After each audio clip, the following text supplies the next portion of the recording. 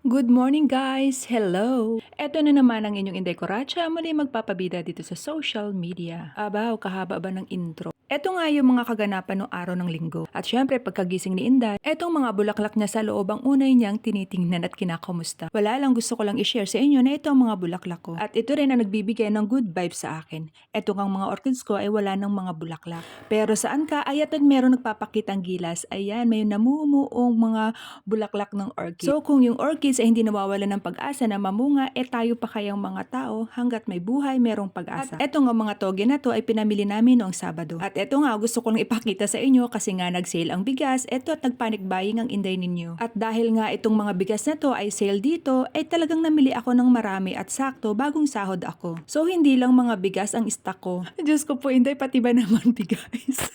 Wala lang, gusto ko lang i-share sa inyo na pag may sale talaga nag-iimbak ako, mahirap nang magutuman. At eto nga rin, tulad nitong mga bulldog na to, dahil nga sale sila, ay bumili rin ako ng pagkadami-dami. Bahala na kami mag-iinang magka-UTI dito. Isang kaba naman, ang isang peraso nasa 1 euro at 80 cents ang isa, ay nung sale ito, halos kalahati yung yung presyo. So, hindi lang noodles at rice yung aming stock dito. At syempre, meron din ako ditong 10 kilong patatas. Naku, mahirap na walang patatas. At eto nga, meron din akong beetroot. Sa beetroot, nag-iisip ako kung ano din yung lulutuin ko. At yan nga yung bunga ng aking kalabasa. Hanggang ngayon, hindi ko pa rin siya naluluto. At eto nga, dahil gising na yung aking mga dalaga, ay nag-prepare naman sila ng tinapay na parang pang breakfast nila. Ay naku, wag nyo nang pansinin yung towel. Basta ang mahalaga, naka-video ang ina. Ipinagyayabang nga nila ito sa akin. Sabi nila, masarap daw ito. So ako naman, natutuwa ako kahit papaano. Nakakaisip na silang bumili ng mga pagkain na gusto nilang kainin kasi ang hirap din minsan na ako lang yung mag-iisip kung ano yung gusto nila. At eto nga mga kamatis ay talagang lumalaban pa sa lamig. Hindi ko pa sila harvestin, saka na lang. Meron na akong panghalo sa itlog, meron na akong panghalo sa lulutuin ko.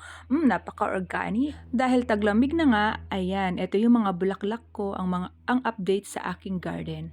Ayan, ang mga nagagandahan, parang hindi halata na paborito yung color yellow. At ito nga ang aking sunflower na ko natuyo na, ayan, binibisita lagi-lagi ng mga ibon yan. Buti pa yung sunflower, binibisita. Hi, sana all. So, ito lang naman ang mga kaganapan sa buhay ni Inday araw-araw. Pasensya na kayo kung wala kayong ibang mukhang nakikita sa mga vlog ko. Kundi itong mga bulaklak ko sa garden at yung mga pagluluto ko ng mga walang kakwenta-kwenta at yung mga lugar na kung saan ako pumupunta na yun lang yung ma-share ko sa inyo. Ay, napakahirap naman kasi kung mag-share tayo ng buhay ng iba, ay di buhay ko na lang mas masaya pa. At eto nga, naggawa ako ng breakfast ko, etong kanin, itlog at nilahukan ko ng sardinas. Ay nako, talaga naman kahit ano na lang, basta mainit ang pagkain, walang problema. Kain po tayo! Ito ang aking brunch. At dahil nga araw ng linggo, ito na naman at kami ay lumabas. Abay pa saan na naman ang punta ni Inday. At dahil nga araw ng linggo, kailangan kong samahan yung anak ko para sumamba. Ang hirap talagang mag-adjust pag hindi kayo pareho ng paniniwala. Pero sige lang, laban lang. Malay ba natin sa susunod, isama-sama na. Pagkadami namang cabbage ay dami. Salamat po sa papanood ng aking mga videos. Bye! Doy!